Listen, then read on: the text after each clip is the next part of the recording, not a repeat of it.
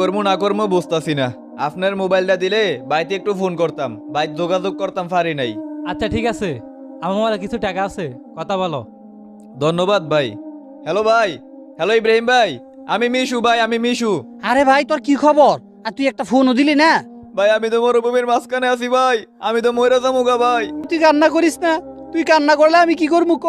ভাই এনো আরেকজনের মোবাইল দিয়ে ফোন দিছি ভাই, বাইচে থাকলে কথা হইব।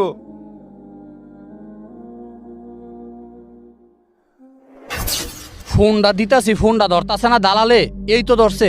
হ্যালো, তুই কই? এই তো ব্রিজে বৈশা বৈশা হাওয়া খাইতাছি। কেন? ওই মিয়া, আমার ভাই যে বিদেশে গেছে, কোনো খোঁজ খবর নিছেন আপনি? কোনো খোঁজ খবর আছে আপনার কাছে? আরে মেয়ে, আপনার ভাই বিদেশ গেছে কয়দিন হয়েছে? এক সপ্তাহ হয়েছে।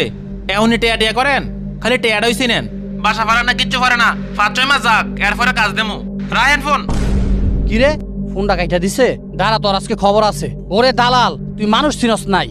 আমার কলিজা ছোট ভাইটার লগে এই কামটা করলি, তোর আজকে খবর আছে। এই দালাল, তুই আমার বাইরে বার কইরা দে। আমার বাইরে কই রাখছত? হ্যাঁ, তোর কিন্তু খবর লইলাম, তোর মাইরালাম আজকে। আরে দরা তো খাইয়া দিলাম। আরে ভাই, দালাল তো আমি না, বড় দালাল হইলো ওইখানে। পালাই রে পালাই, আগে নিজের প্রাণ বাঁচাই। তুই আজকে পালাই গেলি, তুই কই থাকবি? দুনিয়ার বাইরে তো যাইতে পারবি না। তোর একদিন একদিন খুঁজে পামু, যেদিন ফামু তোর শেষ করমু।